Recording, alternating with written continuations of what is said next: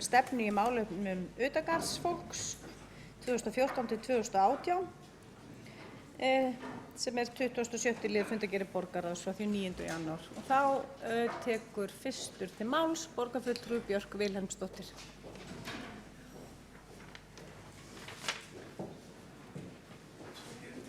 Svo breytist stefnan 2018.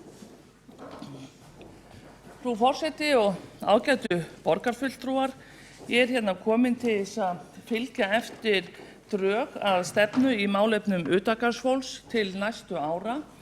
Þetta eru drög, eins og ég ítreka, sem að lögð hafa verið fyrir velferðarráð og vísað var til borgarstjórnar í umræðu og ég vona að við getum átt hér málefnalega og góða umræðu í dag þessi stefnudrög og að þessi stefna nái að taka við af þeirri stefnu sem að síðast var samþykkt í borgarstjórn árið 2008 og var stefna í málefnum utangarðsfólks 2008 til 2012 sem að góð sátt ríkti og unnið hefur verið eftir síðan.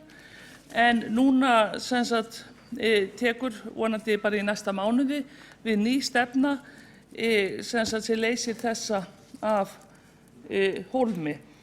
Og þessi stefna, hún unnin af starfshópi sem Heiða Kristín Helgadóttir fór fyrir og var formaður starfshópsins. Í starfshópnum voru líka Áslaug Friðriksdóttir, borgarfulltrúi, Þorleifur Gunnlaugsson, varaborgarfulltrúi og Lárus Rögnvaldur Haraldsson. Með hópnum starfaði Jóna Rut Guðmundsdóttir, verkefnisstjóri á velferðarsviði.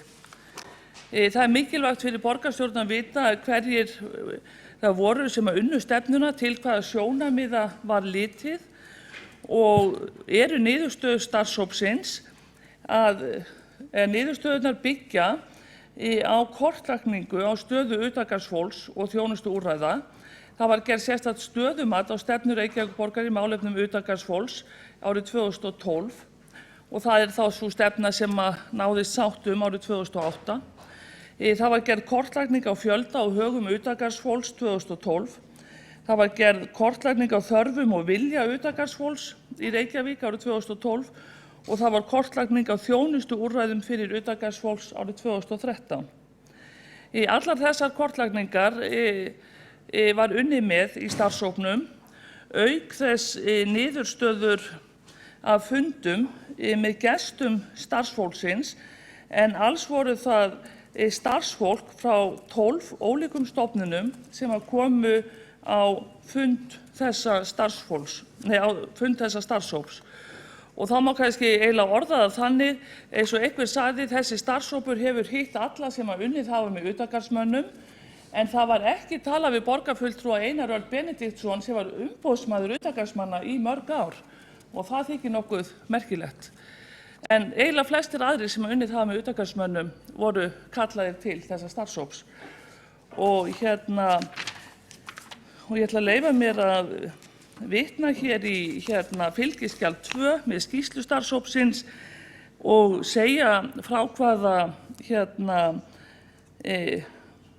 hvaða stofnunum og embættum aðilarnir komu, en það voru fulltrúar frá Rauða krossi Íslands, velferðarráðuneytinu, lögreglunni í Reykjavík, Hjálpræðishernum, geðsviði Landspítala háskólasjúkrahúss, SÁÁ, Samhjálp, Barnavernd Reykjavíkur, auk sérfræðinga og stjórnenda á fjölmörgum þjónustuúrræðum á þjónustumiðstöð miðborgar og Hlíða og á skrifstofu velferðarsviðs. Það voru fleiri en fólkið í starfshópnum og gestir þeirra sem fengu hugmyndir. Almenningur kom með ýmsar hugmyndir og það voru 5 hugmyndir frá Betri Reykjavík sem var vísað til þessa starfshóps, auk annarra erinda sem bárust velferðarráði og vísað var til starfshópsins, samtals 12 erindi. Þá vann starfshópurinn líka með mannréttindastefnu Reykjavíkurborgar og skilgreiningu á mannréttindum utangarðsfólks. Þannig að það nokkuð gott að það sé sæmileg sátt þessa vinnu og hvert hún hefur leitt okkur og mig langar til þess að segja frá því hér á næstunni. Reyndar komu í lok vinnunnar 12 tillögur sem lagðar voru fyrir velferðarráð nú í desember síðastliðnum. frá fulltrúa VG í starfshópnum, Þorleifi Gunnlaugssyni, og verður þeim tillögum svarað á þeim vettvangi þar sem þær voru lagðar fram. En þetta eru tillögur sem mest allar hafa verið ræddar í starfshópnum og komist var að niðurstöðu, en fulltrúi VG vill ganga lengra og lagði því fram þessar tillögur sem verða afgreiddar í velferðarráði. En ég ætla núna að kynna fyrir ykkur tillögur starfshópsins og hvað það er sem hann vill sjá hér á næstu árum, og það er í 4 liðum, og fyrst og fremst eru tillögur starfshópsins að vinna frekar að forvörnum, að koma í veg fyrir útigang fólks og koma í veg fyrir það að fólk verði utangarðs í samfélaginu. Það er gert með fjölgun húsnæðisúrræða, samstilltu átaki ýmissa hagsmunaaðila og einstaklingsbundinni þjónustuáætlun. Þessar forvarnaáherslur starfshópsins, þær eru svolítið samdóma þeim áherslum sem að heyrast víðast hvar, og á fundi sem ég var á ráðstefnu fátækt og félagslega útskúfun í Brussel í nóvember síðastliðinn, þar sem þar í Evrópu yfirleitt talað félagslega útskúfun, þar sem við tölum fólk sem verður utangarðs, að þar orðin megin áherslan lögð á húsnæðismál fyrst, eða housing first, og all hugmyndafræði byggir á því að koma í veg fyrir að fólk verði utangarðs með því að hafa húsnæðisúrræði við hæfi. Þannig að það er mjög gott að þessi starfshópur sé svona samdóma þeim straumum sem að ríkja til þess að koma í veg fyrir félagslega útskúfun og að fólk verði utangarðs. Önnur tillaga starfshópsins er það að bregðast við stöðunni í málaflokknum eins og hann er í dag, með samstarfsverkefnum borgarinnar, annarra sveitarfélaga og ríkisins. Þar sem að þarf að þróa núverandi þjónustu og bregðast betur við vanda þeirra einstaklinga sem eru utangarðs og hafa lengi verið það. Þriðja tillaga starfshópsins er að kortleggja tækifæri á langtíma úrbótum í húsnæðismálum með því að greina þessar húsnæðisþarfir og sértæka þjónustu og mæta henni. Fjórða tillagan er þróun á samstarfsverkefnum með ríki og sveitarfélögum á höfuðborgarsvæðinu, þar sem að Reykjavíkurborg sem höfuðborg ber ríkar skyldur, en þarf að eiga samstarf við ríkisvaldið, þar sem að yfirleitt mjög alvarlegan heilbrigðisvanda að ræða. Fólk sem er utangarðs á yfirleitt flest allt við alvarlega fíknisjúkdóma að stríða, auk annarra geðrænna veikinda og sjúkdóma, auk ýmiss konar annars heilbrigðisvanda sem að til kemur vegna þess lífstíls sem að hjá þessu fólki.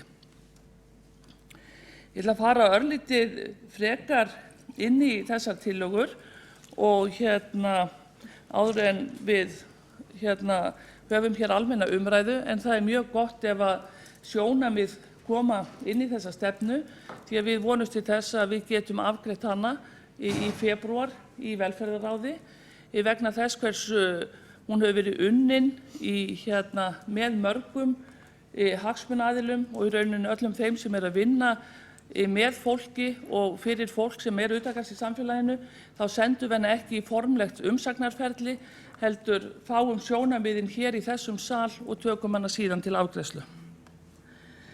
En þá vil ég aftur ræða tillögurnar, og fyrsta tillagan, eins og ég sagði áðan, eru forvarnir.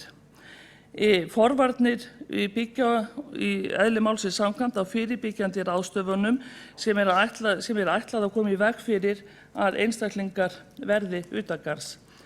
Þeir sem að koma að forvörnum eru félagsþjónusta, meðferðarstofnanir, fangelsismálastofnun og vinnumálastofnun, auk heilbrigðiskerfisins í heild sinni. Ætíð unnið að því að bæta ástand fólks sem á það á hættu að verða utangarðs til þess að koma í veg fyrir að það lendi á götunni. Næsta stig forvarna er að leggja áherslu á snemmtæka íhlutun, að leyfa því ekki að gerast að fólk sem að missir fótana vegna sjúkdóma sinna og félagslegra aðstæðna og missir húsnæði sitt, að það einhvern veginn fái bara ekki að verða utangarðs og við förum að taka því sem sjálfsagt mál að aðstoða fólk einhvern veginn sem utangarðsfólki.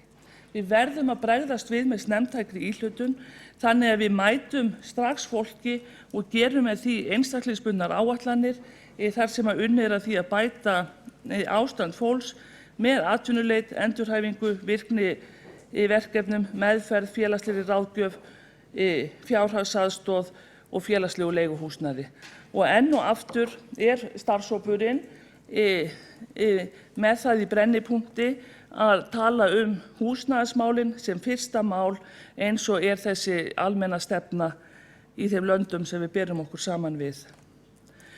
Þriðja stigs forvarnirnar sem eru sérstaklega nefndar eru til þess að binda endi á langvarandi ástand. Þá erum við að tala hvernig getum við unnið að því að bæta ástand fólksins sem utangarðs, sem búið að vera lengi og eru svona fasta kúnnar kerfisins. Það gert með öflugu átaki eins og í annars stigs forvörnunum með einstaklingsbundnum áætlunum en þar sem að þarf að veita meiri stuðning og meiri þjónustu og meiri langtíma meðferð. Til þess að geta unnið þessu forvörnum þá þarf að framkvæma húsnæðisstefnu Reykjavíkurborgar og fjölga 1 og 2 herbergja íbúðum. Og það bara stefið svolítið í gegnum þessa stefnu að það að hafa húsnæði við hæfi fyrir þennan hóp sem ekki getur og ekki vill eyða miklu í húsnæði. Við erum að tala fólk sem vill eyða fjármunum sínum í vímuefnaneyslu og í það líf sem þau hafa kosið sér og ekki bara kosið sér heldur afleiðingar þeirra sjúkdómum og við verðum að bjóða þessu fólki húsnæði og það alltaf fyrsta aðgerðin hér í hverju sem við tölum Við erum líka að tala samstillt átak stofnana og samtaka og einstaklingsbundnar áætlanir þar sem við vinnum með þessu fólki. Nú næsta tillaga starfshópsins og í rauninni það náttúrulega miklu fleiri tillögur eins og þið heyrið því að í undir hverri tillögu eru síðan margar aðgerðir en ég veit þið hafið þetta fyrir framan ykkur. En næsta tillaga að bregðast við stöðunni og koma á fót þverfaglegu teymi sérfræðinga í tilraunaskyni sem veitir beina þjónustu við notendur og starfsfólk þjónustuúrræða fyrir utangarðsfólk. Þjónustuúrræðunum hefur fjölgað mjög á undanförnum áratug og eins þeim sem eru utangarðs. Við viljum að allir þeir sem að vinna með þennan hóp hafi góða sérfræðiþekkingu að leita til eins og fólkið sjálft, þannig að það sé verið að vinna að sama marki að bæta líf fólksins og koma því og beita svona snemmtækri íhlutun þegar það hægt og reyna að veita langtíma meðferð þegar það möguleiki. Þetta verkefni að bregðast við lífi fólksins og þeim alvarlega heilsubresti sem hlýst af því að vera utangarðs í samfélaginu samstarfsverkefni ríkis og sveitarfélaga þar sem mjög margir í þessum hópi þurfa mjög sérhæfða heilbrigðisþjónustu. Ekki bara innan heilsugæslunnar eða á bráðadeildum sjúkrahúsanna og á geðsviðinu, heldur erum við með töluvert stóran hóp sem kominn með hjúkrunarþarfir eins og hjúkrunarsjúklingar og það hefur töluvert verið talað svona eldra fólk sem svona útbrunnir alkóhólistar, þurfa ekki að vera mjög gamlir en þurfa svona langtíma úrræði. Þannig að þetta í rauninni samstarf við heilsugæslu, bráðadeildir, geðdeildir og þá sem sjá hjúkrunarþjónustu á stofnunum. Og eins og segir í aðgerðunum með þessari tillögu að þá það að setja á laggirnar þetta teymi. Það að skoðað verði húsnæði konukots, hvort það sé æskilegt að stækka eða finna hentugra húsnæði eða ekki. Og það hér í aðgerðunum. Það ein af tillögunum sem reyndar var nefnd í þessum viðbótartillögum frá fulltrúa VG í starfshópnum en sem sagt inni hér. Það að koma upp tilvísanakerfi í neyðarskýlið en mjög margir hafa orðið fastir í neyðargistiskýlinu sem við rekum hér í borginni og ég fékk einmitt í gær tölur sem að sýna það að meðalfjöldi gistinátta í gistiskýlinu voru á síðasta ári 67 nætur og þeir 10 af rúmlega 100 sem að gistu einhvern tímann í gistiskýlinu á síðasta ári, þeir 10 sem að gistu oftast voru með 280 gistinætur að meðaltali.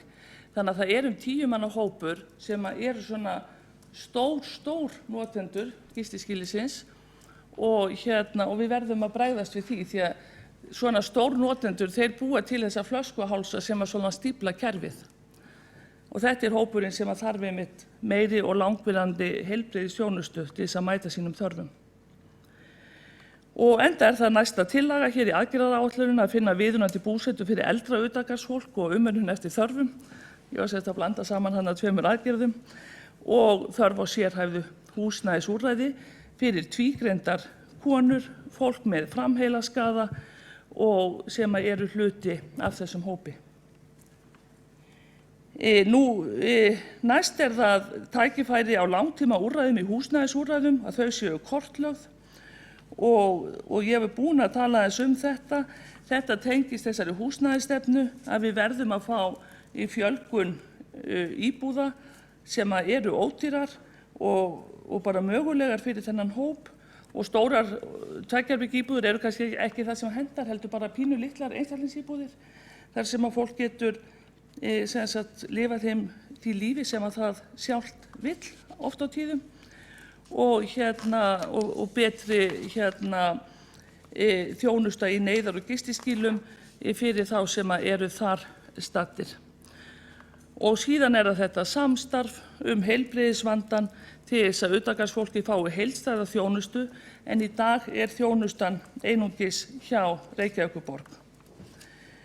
Auk þess sem að ríkið kemur að áfengismeðferðinni sem slíkri í gegnum SÁÁ og Samhjálp og það sem ríkið einnig kemur að nokkrum búsetuúrræðum.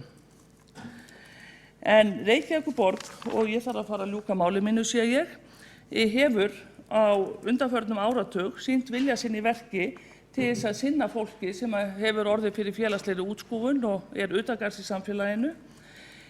Á undanförnum rúmum áratug hefur verið stofnað í rauninni 1 nýtt úrræði á ári fyrir þennan hóp og það dugar ekki til og það segir mjög mikið það að við þurfum líka að fara að skoða hvað það í samfélaginu sem leiðir til þess að svona margir verða utangarðs og hvað margir einhvern veginn eru fyrir utan þann ramma sem að við þolum.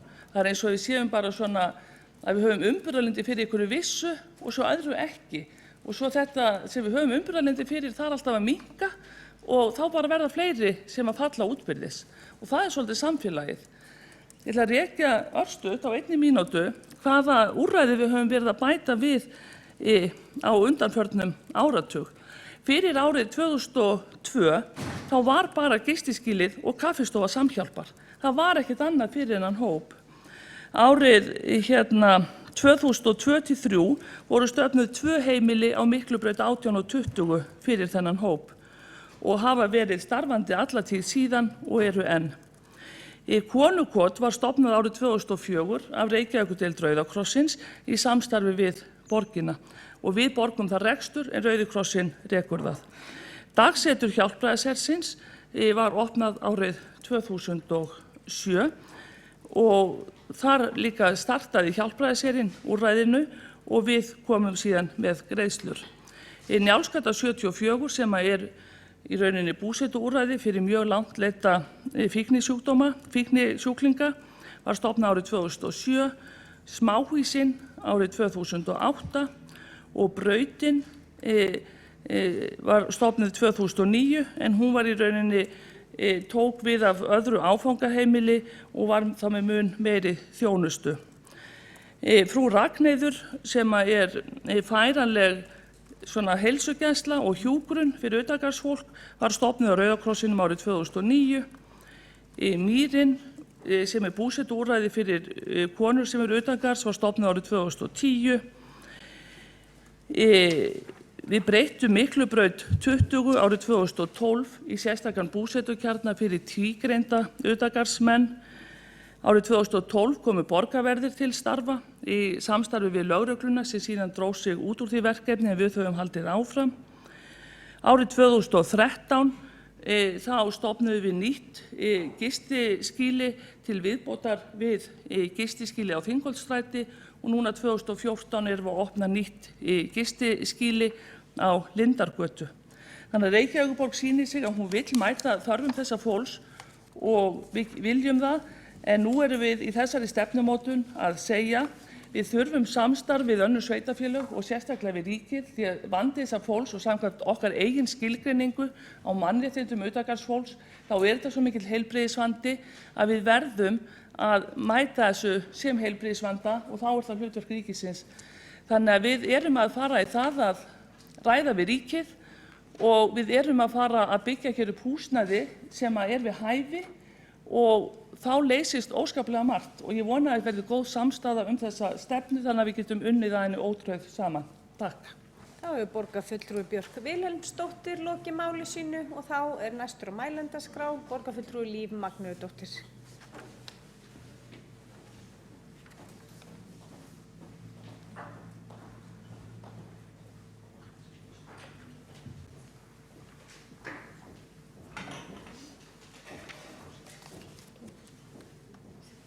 Nei, þetta fínt.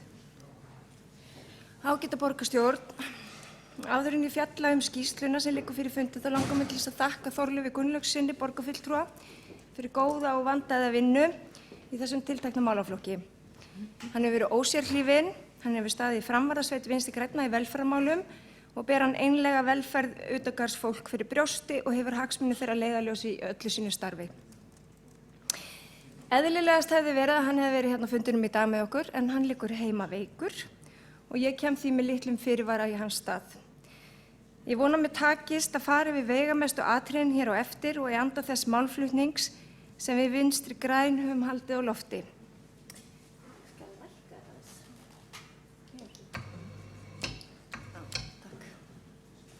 Forseti.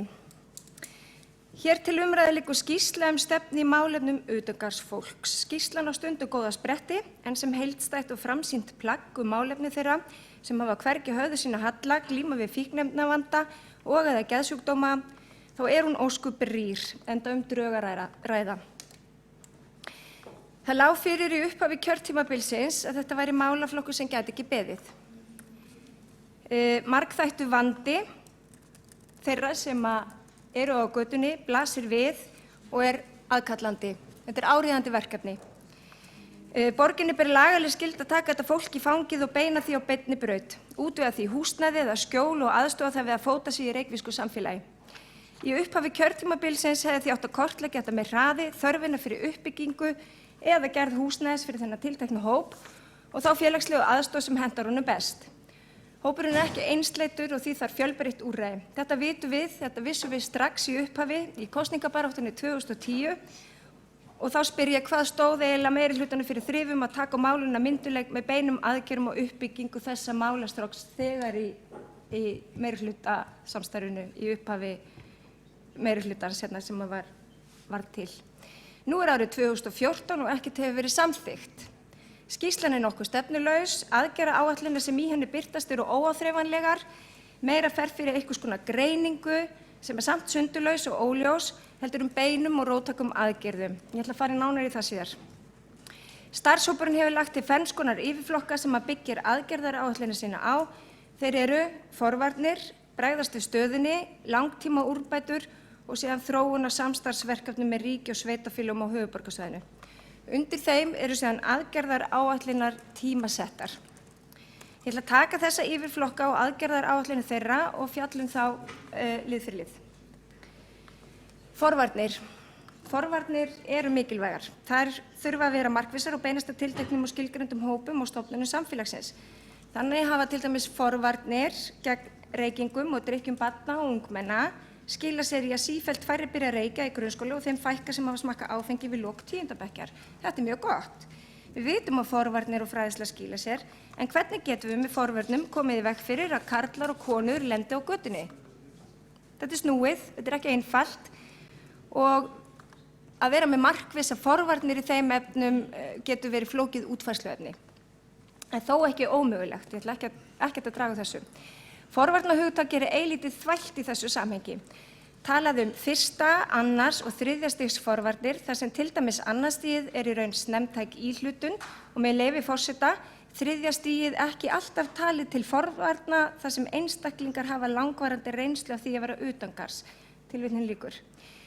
Fyrsta stigs forvarnir samkvæmt skýrslunni á að vera fyrirbyggjandi ráðstöfun á því að menn verði utangarðs og í því samhengi talað að greina einstaklinga sem eru í sérstakri hættu og vinna markvisst að því að forða þeim frá þeirri stöðu að missa húsnæði sitt. Það verður gert í samvinnu við til dæmis félagsþjónustu, meðferðarstofnun, fangelsismálastofnun, vinnumálastofnun og í samráði við skjólstæðinginn. Þá verður gerð áætlun hvernig bæta skuli ástand hans. Áætlanir eru góðar og þær virka oftast ef þeim framfylgt. Til þess það líka eftirfylgni og fagmennta fólk og þetta fagmennta fólk þarf að hafa aðkoma að þessum einstaklingsgerðu áætlunum sem eru unnar í samvinnu við skjólstæðinginn. Til þess þyrfti Reykjavíkurborg jafnvel að ráða fólk til starfa en ekkert minnst á það. Forseti, ég verð að viðurkenna að ég átta mig ekki fyllilega á þessum forvarnakafla. Aðgerðaráætlunin sem honum fylgir er líka mestu leyti ómarkviss. Það er talað að vinna að því að fjölga einstaklings- og 2 herbergja íbúðum í Reykjavík og svo segir með leyfi forseta, nýleg húsnæðisstefna borgarinnar ávarpa þennan vanda og miðar að því að bregðast við honum. Það er mikilvægt að þessi hópur gleymist ekki þeirri uppbyggingu. Tilvitnun lýkur. Er þetta konkrét aðgerð? Hefði ekki verið betra þar sem búið að kortleggja vandann að segja útbúin að verða 50 íbúðir einstaklinga sem hægt verður að ráðstafa fyrir september 2014 eða eitthvað á þá leiðina. Það hefði verið konkrét aðgerð. Hitt felur hins vegar í sér bið og óskir að þessi tiltekni hópur gleymist nú ekki þegar farið verður að framkvæma húsnæðisstefnuna einhvern tímann á næstu árum. Tímaáætlun hinna aðgerða forvarnakaflans eru alla með þessum hætti eins og þessi með húsnæðið þar sem tillögur verða lagðar fyrir velferðarráð haustið 2014. Og ég tel upp tillögur samstarfsfundi lagðar fyrir velferðarráð haustið 2014, stöðumat kynnt einu svona ári, fyrst árið 2014, stöðumat kynnt á árinu 2014 og svo aftur 2018. Í hverju felast aðgerðir forvarnakaflans? Í því að bíða.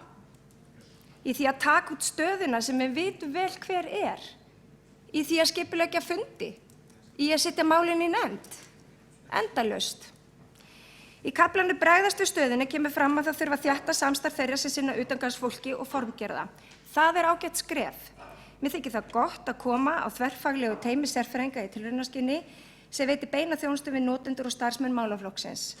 Þetta 2 ára tilraunaverkefni geti með góðu samþykkt sem mikilvæga viðbót við starfi í málefnum utangarðsfólks. Að því sögðu þykir mér afar mikilvægt að Reykjavíkurborg verji fé í að fagmenn taki höndum saman, sálfræðingar, hjúkrunarfræðingar, félagsráðgjafar, geðlæknar og forvarnafulltrúar svo eitthvað sé nefnt, í stað þess að peningarnir renni gagnrýnislaust til forsvarsmanna trúfélaga því það er óboðlegt að Reykjavíkurborg ráðstafi fénu fyrir þennan málaflokk með þessum hætti. Á góðum degi myndi ég leggja það til að við hættum að sáldra peningum fyrir félagsleg úrræði í stofnanir sem yfirlýst nota trúarbrögð til að lækna fólk en ekki hugræna atferlismeðferð eða styðst við rannsóknir sem hafa sýnt sig að virki. Nóg það. Aðgerðirnar undir þessum lið eru þessar. Komið verða þverfaglegu teymi sérfræðinga sem ég hlýnt eins og hefur komið fram. Tímaáætlun segir hins á 2015 og ég spyr hvað er því til fyrirstöðu að hefjast handa strax. Svo eiga að liggja fyrir tillögu við gerð fjárhagsáætlunar 2016 að meta hvort æskilegt sé að stækka húsnæði eða inna hentugra húsnæði konukóts. Þetta kemur dálítið eins og skrattinn úr sauðarleggnum því í skýrslunni sjálfri er ekkert fjallað sér úrræðin sem konukót býður heimilislausu konum eða hver þörfin sé. Mig minnir að farið hafi fram úttekt á konukóti og talin var þörf á að bæði fjölga svefnplássum og íverustað fyrir konur og fjölga starfsfólki. En leiðrétti mig hver sem getur vegna þess að ég ætla ekkert að fullyrða í þessum efnum. Ef það liggur fyrir að brýn þörf er á að fjölga plássum fyrir konur, af hverju þá ekki þegar hafist handa? Aðrar aðgerðaráætlanir undir þessum lið eru svona: skoða, tryggja, meta. skoða tilvísunarkerfi í neyðarskýlum fyrir vorið 2014, tryggja búsetu fyrir eldra utangarðsfólk og að tillögur liggi fyrir fjárhagslega áætlunargerð 2015, meta þörf á sérhæfðu húsnæði fyrir tvígreinda konur og framheilaskaðaða fyrir vorið 2015. Ekkert er fjallað þessa 2 síðustu liði í skýrslunni og ég velti því fyrir mig hvort kortlagning hópsins hafi ekkert náð að fjalla þessa tilteknu hópa og hvort ekkert liggi fyrir vanda þeirra. Tækifæri á langtíma úrbótum í húsnæðisúrræðum kortlögð er 3. yfirflokkurinn. Það er alltaf gott að haga seglum eftir vindi, það er gott að vita hvernig landið liggur. Mikilvægt að kortleggja og mikilvægt að vita hversu mörg húsnæðisúrræði við þurfum fyrir útigangsfólk. En er það pólitísk stefna að vera alltaf að kortleggja? Er það ekki bara þverpólitískt að kortleggja tiltekið vanda eða ástand svo hægt sé að bregðast við honum? Þær leiðir sem valdar eru til að koma til móts við hann séu síðan pólitíkin. Hversu miklu fé varið í málaflokkinn er pólitík? Hvaða leiðir viljum við fara til að bæta ástandið og umhverfi utangarðsfólk er pólitík? Hér birtast bara einhverjar teknokrátískar kerfislægar aðgerðir og ég átta mig ekki vel á þessu. Aðgerðirnar undir þessum lið eru 2. Sú fyrsta felst í því að skilgreina neyðarskýlin séu tímabundin úrræði og ekki sem mönnum ætlað að dvelja það samfleytt lengur en í mánuð. Já, við hefðum getað sagt okkur það sjálf, að þetta er ekki langtíma úrræði. En svo er ekkert sagt hvað gerist eftir mánuð, eða hvert framhaldi verður. Hvert fer útigangsfólki svo? Varla í þessar íbúðir sem stendur til að byggja einhvern tímann og einhvern tímann og hvernig eru þessar íbúðir hugsaðar? Á útigangsfólk að borga leigu? Hversu háa? Getur útigangsfólk borga leigu? Ætla borgin að niðurgreiða einstaklings- og 2 herbergi íbúðir handa útigangsfólki? Verður fólk sent aftur á götuna eða getur ekki borgað og fær það þá aðstoð sem það þarfnast á meðan það býr í þessum íbúðum til að breyta högum sínum, hætta neyslu, fóta sig á vinnumarkaði og svo framvegis. Hin aðgerðaráætlunin er að greina stöðu umsækjenda eftir félagslegu leiguhúsnæði. Það á að leggja fram áfangaskipta tillögur uppbyggingu á einstaklings- og 2 herbergja húsnæði og sértækum búsetuúrræðum. Tímaáætlunin er 2016. Sem sagt, engin uppbygging að þessu leyti fyrr en lögð hefur verið fram greining á stöðunni árið 2016. Þetta er metnaðarlítið, verð ég að segja. Í síðasta yfirkaflanum er talað samstarf ríkis og borgar og annarra sveitarfélaga. Samstarf þykir mjög mikilvægt og vissulega eru málefni utangarðsfólk, geðfatlaðra, fólk í vímuefnaneyslu og fleira ekki einungis á ábyrgð Reykjavíkurborgar.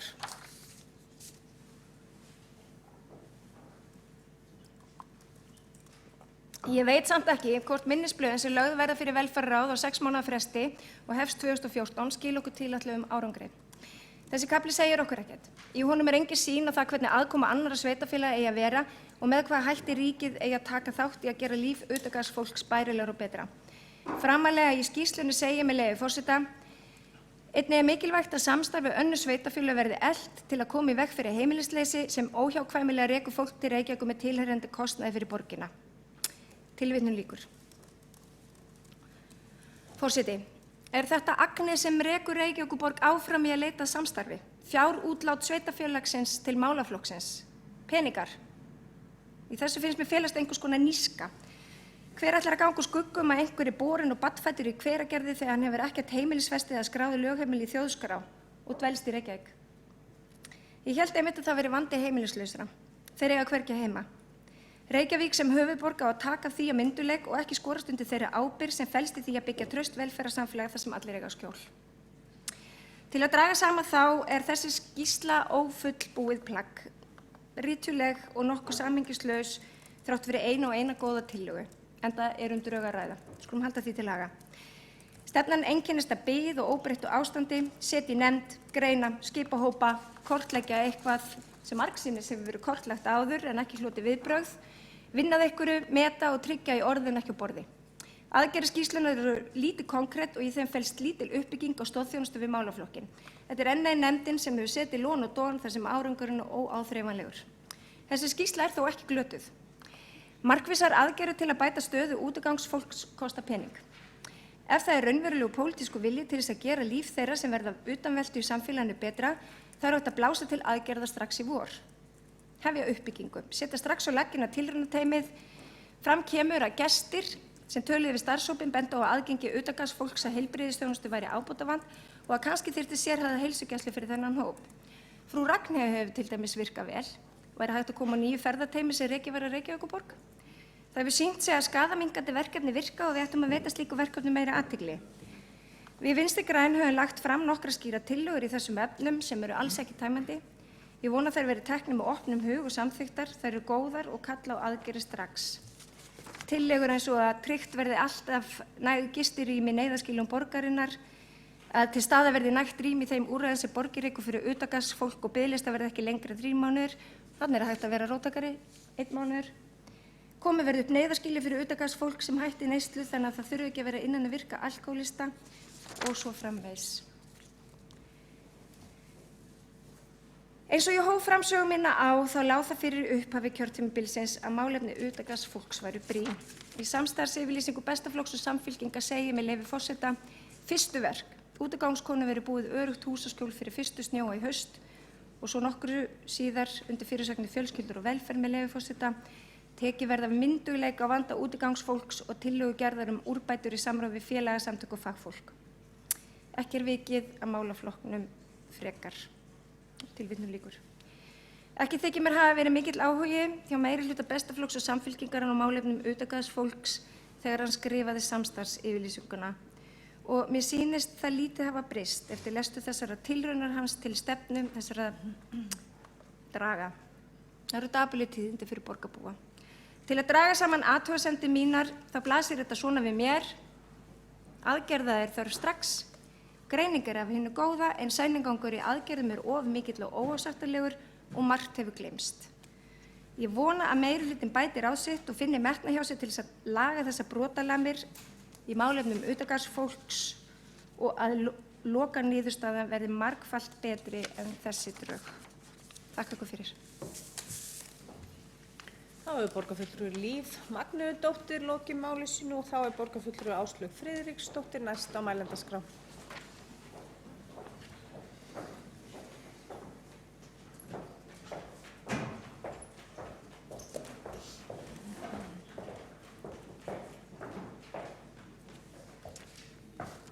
Forseti, borgarfulltrúar, mér langar að byrja á því að þakka félögum mínum sem voru með mér í þessum starfshópi fyrir samvinnuna í þessu verkefni. Þetta hefur reyndar teygst yfir mun lengri tíma en við héldum í upphafi og verkefni svona dreifst einhvern veginn meira og nú er í rauninni lagt til að stefna gildi ári lengur en gert var ráð fyrir í upphafi og henni verður samt fleytt fram til ársins 2018 minnir mig frekar en 2017. En sko, við erum auðvitað sammála alveg ofboðslega margt í sambandi við hvernig ber að bregðast við þeim vanda sem utangarðsfólk glímir við. Til þess að skilja vandann þá hefur auðvitað verið reynt að greina ástæðu þess af hverju fólk verður utangarðs og það er alveg ljóst að stærstu hluta er að ræða fólk sem á við einhvers konar áfengis- eða vímuefnavanda að etja og geðföllum til viðbótar eða á við geðröskun vegna neyslunar að ræða. Hópurinn biður ekkit endilega sjálfur mikla þjónustu. Þetta er fólk sem kannski maður þarf frekar að elta og finna og einhvern veginn hanna þjónustuna utan það líf sem það lifir því að svona hefðbundin þjónusta höfðar engan veginn til þessa hóps. Eins og kemur fram í inngangi með stefnunni þá sýndu rannsóknir frá 2012 að við erum að tala ca. 180 manns í Reykjavík þá. Líklega hefur í þessum hópi eitthvað fjölgað ef marka má þá ásókn sem varð í gistiskýli fyrir ári síðan þó ég hafi ekki alveg nýjustu tölur þar. En auðvitað viljum við öll að fólk geti leitað skjóls fyrir veðri og vindum og ekkert okkar vill að ástandið sé þannig eða sé svo aumt að það megi hvergi leita skjóls nema í húsasundum og kjallaratröppum. Það er hins vegar svo að það varð alveg gríðarlega mikil uppbygging í þessum málaflokki á síðasta kjörtímabili og málaflokknum hefur verið sinnt mjög vel. Fjöldi úrræða hefur litið dagsins ljós og markmið fyrrverandi stefnu sem þessi í raun byggir á voru að leitast við að koma í veg fyrir útigang meðal annars með því að efla þjónustu við þá sem eiga á hættu að verða heimilislausir og að tryggja öllum viðunandi húsaskjól. Og í kjölfarið litu bæði skammtíma og langtíma úrræði dagsins ljós og uppbyggingin varð mikil. Dagsetrið var stofnað, Njálsgata 74 var stofnuð, smáhýsin þeim var komið á fót sem allir eru fólk í neyslu og eins með Njálsgötuna, þar eru heimilislausir karlar sem eru í neyslu og brautin úrræði líka fyrir heimilislausa karla sem hætt hafa neyslu því auðvitað þurfum við bæði að hugsa hópana sem eru enn í neyslu og svo auðvitað líka þá sem að hafa getað stoppað eða hætt. Verkefni frá Ragnheiður fór á stað á sínum tíma og þar var mikil áhersla auðvitað á heilbrigðisþjónustu. Það breyttist síðan svo árið 2011 þegar farið var í annað tilraunaverkefni og nú veit ég reyndar ekki alveg hver staða verkefnisins í dag. Það reyndar byrjaði verkefni þannig að það var ferðast með hjólhýsi og svona þjónustan var fljótt þannig að fólki var mest sinnt fólki sem þurfti að fá hreinar nálar eða láta gera sárum sínum. Það voru helst þær heimsóknir sem Ragnheiður fékk og ég held að það hafi áfram reyndar verið þannig þó að nýtt fyrirkomulag hafi átt að líta dagsins ljós. En Mýrin sem úrræði fyrir heimilislausa konur opnaði líka árið 2010. Fleira hefur auðvitað bæst við eftir að nýr meirihluti tók við og það ekki hægt að halda öðru fram en að Reykjavíkurborg hafi komið myndulega að því að byggja upp úrræði fyrir utangarðsfólk. Ég ekki alveg sammála því sem kom fram hérna hjá borgarfulltrúa Líf Magnúðardóttur að það sé alveg klárt að rekstur þessa málaflokks sé skýrlega lögbundið hlutverk sveitarfélaga. Það alls ekki svo. Vegna þess eins og skýrsla mannréttindaráðs sem kom út hér og fjallaði stöðu utangarðsfólks sýndi, það svo að þetta helst heilbrigðisþjónusta og við sveitarfélagið veitum ekki heilbrigðisþjónustu. Það verkefni sem að ríkið fer fyrir.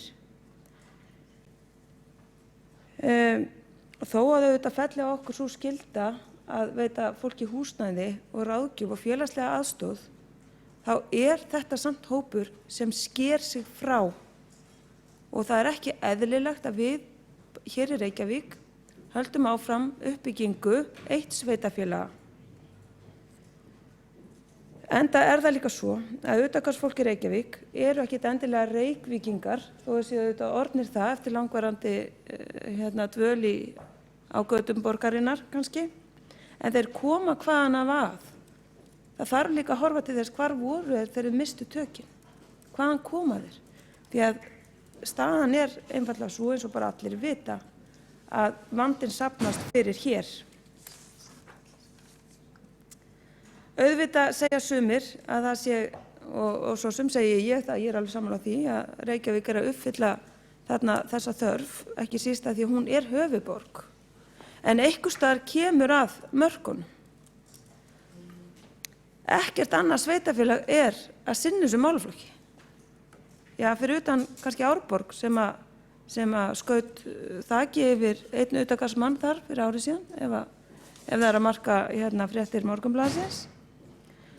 Þannig að vandinn safnast hér með tilheyrandi kostnaði og við berum ábyrgð á fjármálum hér og að draga aðra ef ástæða þykir til. Það heilmikil ástæða til og þess vegna verðum við að leggja áherslu á að fara í mikið samstarf við ríki, mikið samstarf við heilbrigðisyfirvöld til þess að bæta úr. En eins og kemur fram þá held ég að það hafi verið gert ráð fyrir 300 milljónum í rekstur úrræða bara fyrir fólki sem tilheyrir í rauninni utangarðs fyrir árið 2013 og þá ekki tekið tillit til dæmis þess kostnaðar sem verður vegna félagslegra aðstoðar eða fjárhagsaðstoðar við hópinn eða einstaklingana sjálfra. En nú liggur fyrir þessi nýja stefna.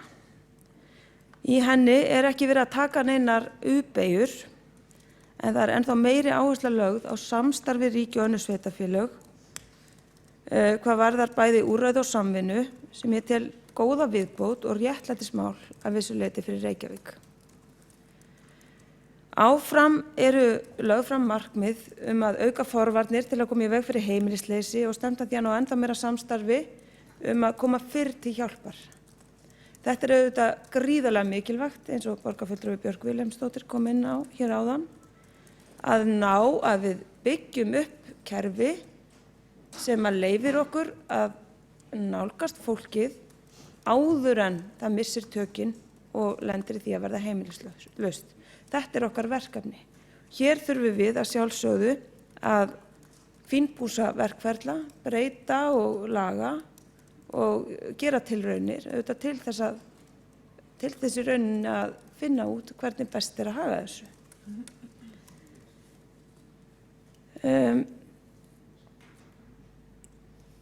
Stefnan beinir sem sagt mikið að innra starfi borgarinnar. Og hún beinir okkur í að taka betur utan þá sem eru líklegir til að missa tökin eða lenda í vanda.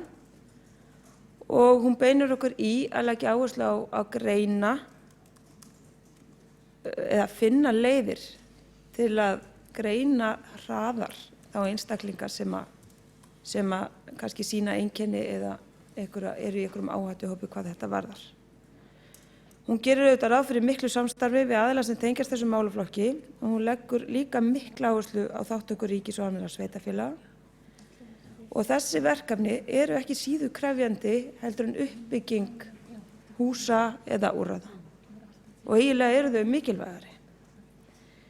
Ég skal hins vegar alveg taka undir margt af þeirri gagnrýni sem borgarfulltrúi Líf Magneuðsdóttir las upp hér áðan. Aðgerðirnar gætu verið beittari og það þyrfti í rauninni, og ég held að þetta eigi við í fleiri en einum stefnumótunarhópi borgarinnar.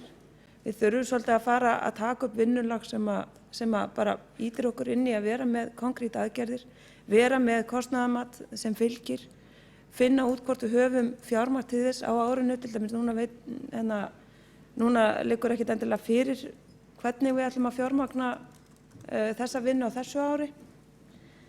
Og auðvitað verðum við að vera búin að skilgreina mælanleg markmið til þess að geta svo metið hvernig okkur tókst upp. Að öðru leyti þá bara fagna ég þessari stefnu en þetta er auðvitað drög, þannig að ég býst við því að við förum í frekari umræður það hvernig bæta mætti aðgerðir og jafnvel kostnaðarmeta þær í framhaldinu. Takk. Þá hefur borgarfulltrúi Áslaug Friðriksdóttir lokið máli sínu og þá hefur borgarfulltrúi Líf Magneuðsdóttir óskað eftir því að veita andsvar við ræðu borgarfulltrúans.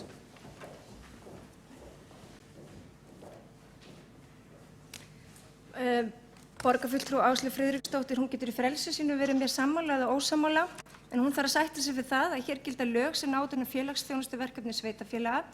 Og í ræðu mínu þá tók ég fram að borginni ber lagaleg skylda að taka þetta fólk í fangið og beina því á beinni braut. Og þetta getur hún lesið í lög félagsþjónustu sveitarfélaga þar sem markmið laganna er að félagsþjónustu á vegum sveitarfélaga er að tryggja fjárhagslegt og félagslegt öryggi og stuðla velferð íbúa á grundvelli samhjálpar. Skal það gert með því að bæta lífskjör þeirra sem standa á höllum fæti. Og svo telur að grípa til aðgerða til að koma í veg fyrir félagsleg vandamál. Það hefur borgarfulltrúi Líf Magneuðsdóttir veitt andsvar. Forseti vill minna á þegar maður vitnar eða tala til annarra borgarfulltrúa að nota fullt nafn og einnig að biðja leyfi forseta ef maður les úr eða vitna til úr rituðu máli. Og þá svarar borgarfulltrúi Áslaug Friðriksdóttir.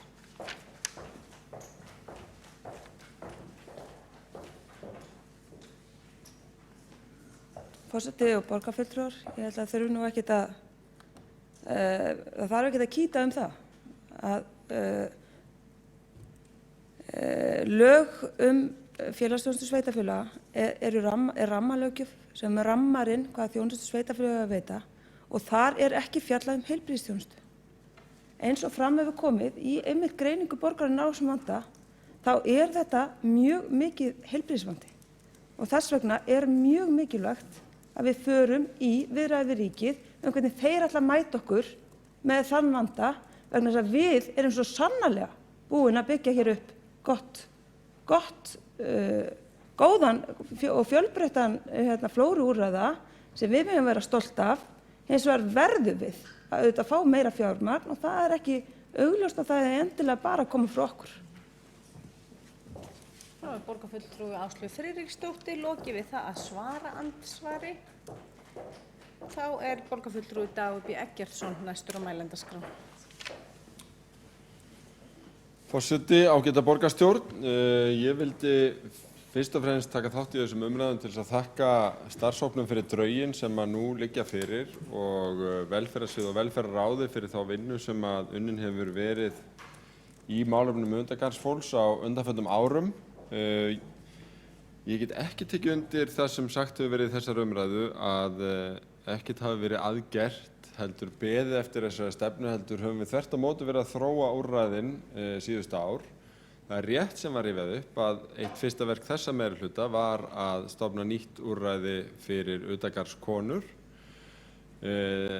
Það úrræði sem að mér hefur þótt takast vel og eru borgarverðirnir hefur kannski ekki fengið þá athygli sem að það hefur verðskuldað en er vel kynnt og þekkt hjá þeim sem hafa þurft á því að halda eða hafa notið þess. Og þar hafa verið ákveðnar áhyggjur af því að lögreglan sé að draga sig út og hvert framhaldi verði en ég held að það úrræði hafi algjörlega sannað sig. Síðan getum við ekki farið í gegnum þessa umræðu án þess að ítreka að við erum auðvitað á tímamótum. Núna er gistiskýlið að flytja í stærra og rúmbetra húsnæði með fleiri rúmum og við erum búin að koma upp í raun bráðabirgða viðbótar plássum í húsi við Vatnsstíg eða Lindargötu til þess að taka við þegar að núverandi gistiskýli er fullt.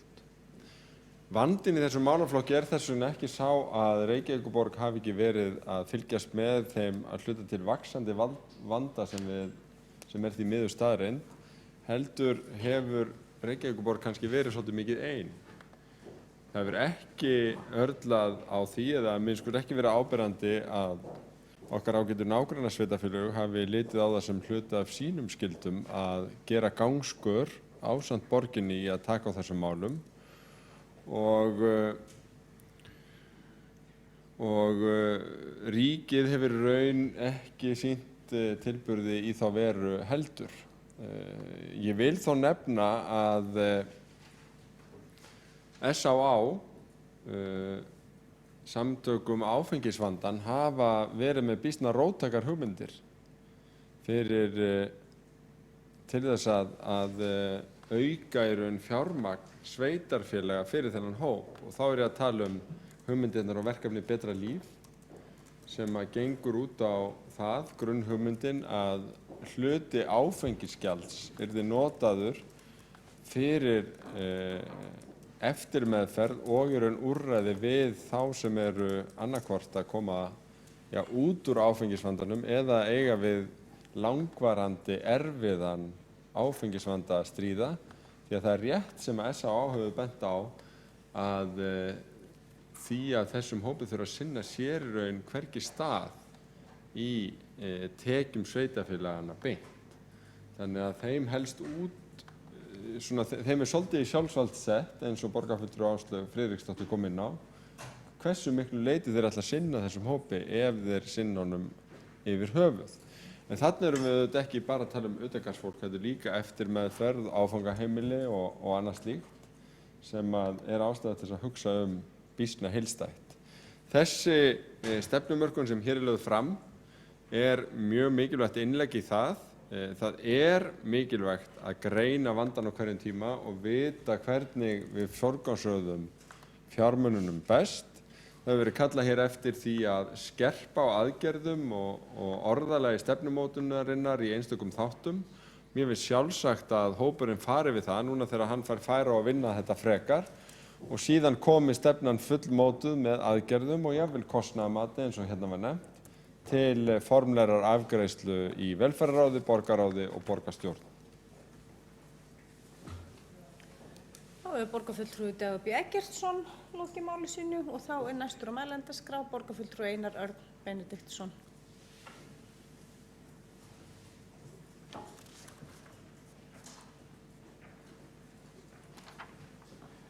Forseti, ágæta borgarstjórn, ég vildi bara aðeins koma upp og þakka þeim sem hafa staðið að þessari stefnu, þeirra vinnu. Mér finnst hún vera mjög góð og tímabær og þó að það sé kannski ekki verið að koma inn með fullt af nýjum hlutum að þá erum við að athuga það sem við erum að gera og reyna að gera það betur og mér finnst það vera mjög brýnt eins og kom fram í máli borgarfulltrúa Áslaugar Friðriksdóttur að þetta er ekki einkamál Reykjavíkurborgar, heldur er þetta miklu stærra mál og er mjög nauðsynlegt að komi fleiri að þessu til þess að sinna þessu því að það er eiginlega ótækt að við eigum að draga vagninn allan tíman. Þetta er stórt mál og skiptir miklu máli að þessu sé sinnt af fagmennsku og kærleika og það segir nú bara sem fyrrverandi umboðsmaður utangarðsmanna að það er kærleikurinn sem skiptir miklu máli í þessu málaflokki að geta veitt þá aðstoð, sérsniðnu aðstoð sem oft á tíðum er kallað á, sem að gera það að verkum að þetta er margþætt og það er líka að sem skiptir máli að þeir sem er að sinna þessu málaflokki að þeir nái að tala saman og finna út hvað er hægt að gera betur og þess vegna er þetta mjög tímabært að þessi stefna hafi verið unnin og enn og aftur þá þakka ég þeim kærlega fyrir þá sem að lögðu elju í að vinna þetta. Takk. Þá hefur borgarfulltrúi Einar Örn Benediktsson lokið máli sínu og þá er síðastur á mælendaskrá borgarfulltrúi Björk Vilhelmsdóttir.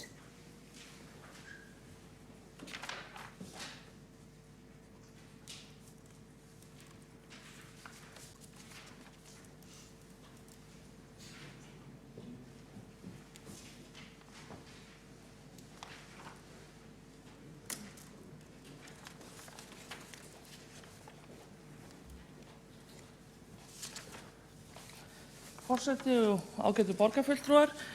Ég ætla bara að koma hér og þakka fyrir þessa ágætis umræðu þessi drög að stefnu í málefnum utangarðsfólks. Þessi umræða er góð og mér finnst það svona áhugaverð þessi nálgun það hvort að við eigum að berjast fyrir því að Reykjavíkurborg ein beri þessa ábyrgð sem mér fannst Líf Magnúðardóttir fulltrúi VG vilja vera láta. Eða hvort að við eigum ekki að gera einmitt það sem mannréttindaráð Reykjavíkurborgar skilgreindi á síðasta ári þar sem að mannréttindi utangarðsfólks voru skilgreind og það náðist mjög góð þverpólitísk samstaða að vandi fólksins er heilbrigðisvandi að stórum hluta þó að félagsleg staða fólksins sé svakaleg og við þurfum að mæta henni og við þurfum að mæta húsnæðistörfunum og þessum félagslega vanda að þá eru þeir sjúkdómar sem að hrjá þá sem að hafa lifað svona utangarðs í samfélaginu eru alvarlegir fíknisjúkdómar og alvarlegir geðsjúkdómar og við verðum sem borgarstjórn að berjast fyrir því að þetta fólk fái viðunandi heilbrigðisþjónustu og það er það sem að svolítið er leiðarstefið í þessum aðgerðum að það er að ná samstarfi heilbrigðisþáttinn. Og við erum og það er engin níska til í Reykjavíkurborg eða sem að stjórnar okkar gerðum eins og ætla mætti af sumum ummælum hér. Reykjavíkurborg hún vill veita utangarðsfólki viðeigandi þjónustu en hún vill fá betri þjónustu en sem því nemur. En núna kom fram í máli staðgengils borgarstjóra Dags B. Eggertssonar að þessi stefna kæmi hugsanlega hingað aftur með kostnaðarmati. Ég veit ekki hvort að það sé, ég held að það sé nefnilega ekki venjan að fyrir liggi kostnaðarmat áður en við afgreiðum svona stefnumörkun. Ég held að það skipti mjög miklu máli einmitt að við klárum þessa stefnu sem fyrst.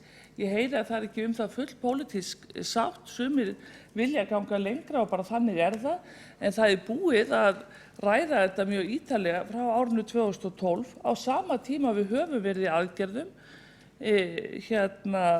eins og varðandi borgarverðina og nýtt gistiskýli og þróun þess gistiskýli sem mun taka við af hinu gamla. Og við erum að bæta fjármunum inn í þessi úrræði á sama tíma, en núna þurfum við að samþykkja þessa stefnu til þess að koma á þessum viðræðum sameiginlegt átak okkar og ríkisvaldsins og til þess að þrýsta enn og frekar á þessa uppbyggingu húsnæðis. Ekki það að þurfa að þrýsta svo sérstaklega á þá sem að hér fara með stjórn borgarinnar, því að það er ekkert verkefni sem er eins mikið á dagskrá eins og húsnæðismálin nú hjá borginni, en það er líka lausn fyrir þá sem að búa við svona alvarlegan félagslegan vanda. Og fólk kemst ekki frá þessum vanda nema í gegnum húsnæði. Húsnæði verður að koma fyrst. Og þó svo að verði ekki full sátt allt þetta og sumir vilja ganga lengra, þá er þetta niðurstaðan eftir mikla og góða vinnu sem ég þakka fyrir og öllum sem í starfshópnum voru. Og en þetta verður skoðað núna eftir þessa umræðu og síðan kemur þetta aftur hingað inn til afgreiðslu innan skamms. Takk. Þá hefur borgarfulltrúi Björk Vilhelmsdóttir lokið máli sínu og þá hafi ekki fleiri kvatt sér hljóðs undir þessum dagskrárlið og telst honum lokið. Við förum í annað mál á dagskrá og leggjum fram fundargerðir borgarráðs